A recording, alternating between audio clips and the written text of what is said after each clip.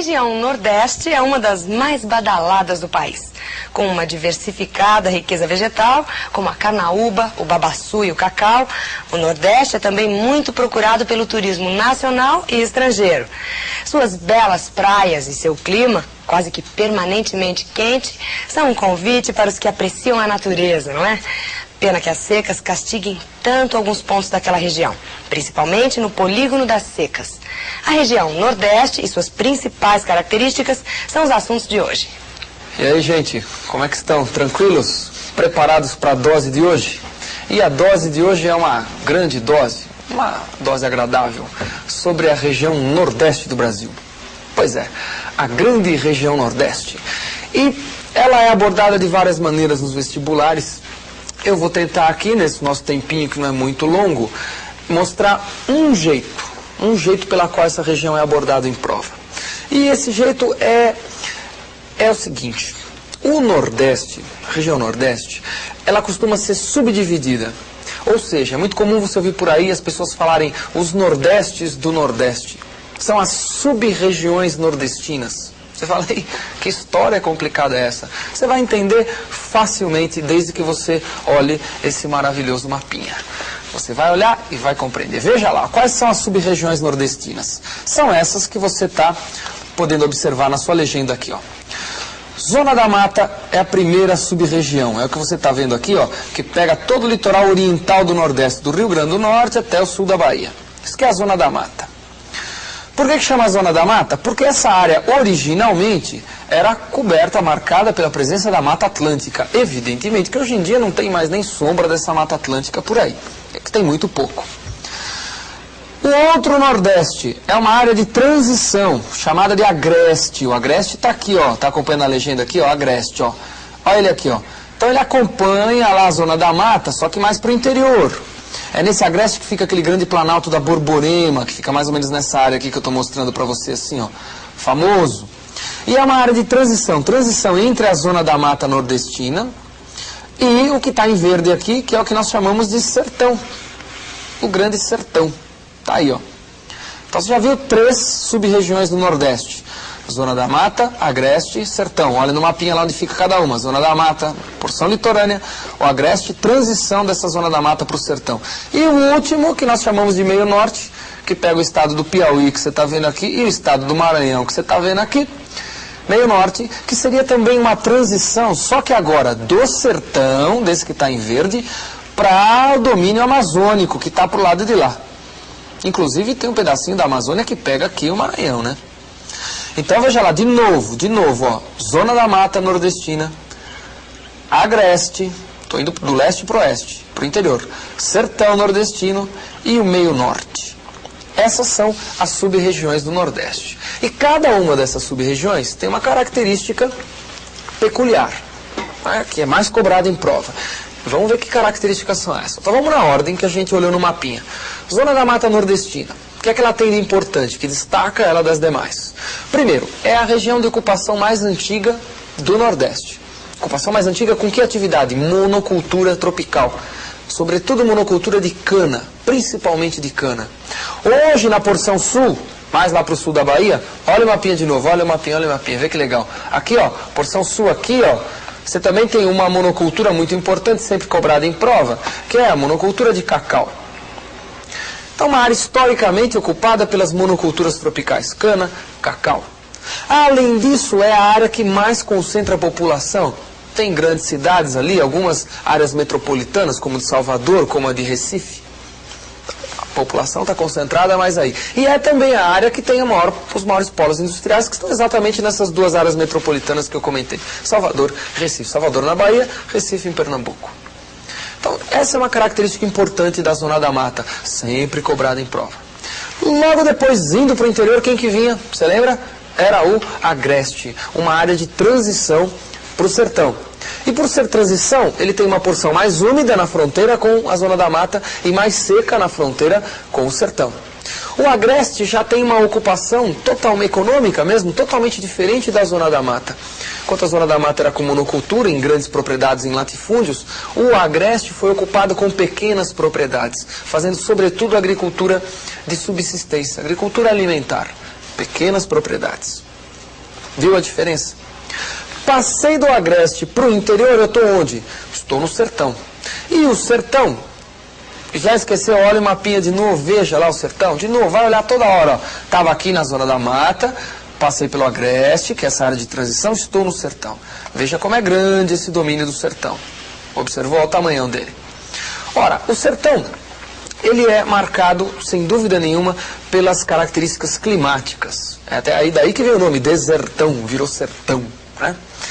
E características climáticas, é o clima mais seco da região, o clima semiárido, é uma área marcada por uma vegetação denominada de caatinga, com muitas xerófitas, aquelas plantas adaptadas a áreas secas que armazenam água, cactáceas, por exemplo. Bom, e o sertão, ele também é uma área muito famosa, porque teve uma ocupação econômica diferente também das outras que nós vimos. É uma área que foi ocupada mais com atividade algodoeira, de algodão, e pecuária extensiva, em grandes propriedades, evidentemente. E marcado, ultimamente, pela famosa indústria da seca. Já ouviram falar? Está tão polêmico essa questão da indústria da seca. O que é isso? O que é essa tal da indústria da seca? Que existe aí na região do sertão. É um nome que você dá para uma interação entre Estado, governo brasileiro, e coronéis do sertão. Coronéis, entre aspas. Que é a elite política e econômica da área. Que integração é essa? A integração é a seguinte, veja bem, é a atuação do Estado no sentido de trazer benefícios econômicos e políticos para essa minoria, para esses coronéis, para essa elite política e econômica. Isso que se chama indústria da seca. Você fala, mas como é que funciona? Como assim? É fácil de entender. Ó. A área é assolada por secas. Não é toda a área, mas uma parte dela. Foi criado um órgão estatal vinculado a um outro órgão denominado SUDENE. O órgão que foi criado, que eu estou me referindo, é o Departamento Nacional de Obras Contra as Secas, vinculado à SUDENE, Superintendência de Desenvolvimento do Nordeste, que foi a primeira região, o primeiro órgão de planejamento regional do Brasil, criado nos anos 50. SUDENE. Esse Departamento Nacional de Obras Contra as Secas, ele foi criado, evidentemente, para fazer obras contra as secas, o nome já diz. Construir estradas, açudes, para minimizar o efeito das secas que assolam a região. Só que tem um detalhe, como é que isso é feito? Isso é feito em períodos de seca, evidentemente, utilizando a mão de obra barata da população carente da região. Então o Estado usa essa mão de obra, pagando uma miséria por essa mão de obra, para fazer obras para enfrentar a seca, construir açudes, construir estradas. Só que essas obras, na realidade, acabam privilegiando uma pequena parcela da população, que é exatamente essa elite política local, os denominados coronéis. Então você tem um Estado, através de um órgão de planejamento regional, financiando obras e utilizando a mão de obra barata local, remunerando muito mal, inclusive, as famosas frentes de trabalho, para fazer essas obras, obras que vão beneficiar uma pequena elite. A grande parte da população ali acaba não desfrutando, né, de todas as melhorias que, eventualmente, essas obras podem trazer, esses açudes podem trazer. Então, isso é o que a gente chama de indústria da seca, que marca essa região, né, típica dessa região. E a última areazinha é o chamado meio norte, dá uma olhadinha nele, olha lá, veja o mapinha de novo, outra vez. O meio norte está aqui, ó. O meio norte, como eu disse, é uma área de transição. Esse meio norte é marcado pelas atividades pecuaristas que estão em expansão, pecuária extensiva, como sempre, e tradicionalmente marcado pelo extrativismo de Babaçu e Carnaúba. É nessa área onde existe a chamada Mata dos Cocais, que sofre já há décadas uma intensa na exploração. Então, meio norte ou região dos domínios dos cocais, de onde se tira, de onde se faz o extrativismo de Carnaúba e Babaçu, principalmente, entre outras coisas. Hoje tem expansão de risicultura, de pecuária, mas tradicionalmente esse extrativismo. E no vestibular, como é que cai? No vestibular, ele pode perguntar assim, por exemplo, para você, ó, veja, colocar um mapinha como esse aí, ó.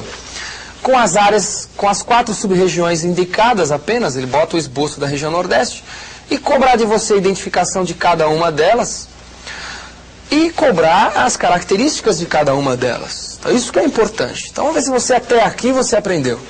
Quem é a área 1? Meio Norte. Quem é a área 2? Sertão Nordestino. Quem é a área 3? Agreste. Quem é a área 4? A zona da Mata Nordestina. Deu para entender? Essa é uma das abordagens que caem sobre a região Nordeste. Um outro itemzinho que eu queria recordar rapidamente com você que eu já comentei na aula de hoje, é que o Nordeste foi a primeira região do Brasil a ter um órgão de planejamento exclusivamente para ela. Um órgão de planejamento do Estado, evidentemente, SUDENE, Superintendência de Desenvolvimento do Nordeste, que visava basicamente o quê? Planejar e financiar também a expansão, o crescimento econômico da área. Para quê? Para tentar minimizar a grande desigualdade econômica existente entre Nordeste e demais regiões do Brasil. Bom, essa SUDENE, ela vai ter uma área de atuação bastante grande, inclusive extrapolando a região do Nordeste. Atua no norte de Minas também, por exemplo. Quer dar uma olhadinha? Rapidinho, ó. Veja a atuação, a área de atuação da SUDENE. Só para você ter uma ideia. Tá aí, ó. Então pega grande parte da região nordestina e mais do que a região nordestina, como o norte de Minas Gerais, que você está observando aqui. E qual era a função básica? A função básica, promover o desenvolvimento regional. Conseguiu? Em termos. Quer dizer, a SUDENE deu preferência fundamental para o aspecto industrial, para o lado industrial, dando incentivos fiscais para atrair indústrias para a região. Só que essas indústrias que foram levadas para lá são indústrias de capitais, no geral, extra-regionais, ou daqui do centro-sul do país, ou de fora do Brasil. E pouco trouxeram de real benefício para minimizar esse desequilíbrio econômico entre Nordeste e Sudeste. Sobretudo porque são capitais vindos de fora e, evidentemente, essa produção industrial, ela está basicamente destinada a mercados também extra-Nordeste, fora da região. As indústrias produzem para o Centro-Sul e para fora, para outras áreas. Já que o mercado consumidor lá, entre outras coisas, é muito pequeno e a expansão industrial não foi capaz de promover uma grande expansão nesse mercado consumidor. Bom, assim você viu então alguns dos aspectos mais importantes e cobrados em vestibular sobre o Nordeste, que são o quê? As sub-regiões, Zona da Mata Nordestina, Agreste, Sertão e Meio Norte. Cuidado, tem que saber identificá-la nos mapas e saber também as características principais que eu comentei com vocês. E lembrar que o Nordeste foi o primeiro a ter esse órgão de planejamento regional, a chamada SUDENE. Excelente! Espero que você tenha acompanhado e também realize lá suas leituras sempre que aparecer alguma coisinha sobre a região. É muito importante você estar por dentro. Aproveita já que a gente está falando disso, aproveita para recordar em casa os aspectos naturais da área, o relevo, as características climáticas. Isso tudo é muito importante também. Um grande abraço e até a nossa próxima região, que é a aula que vem. Até lá.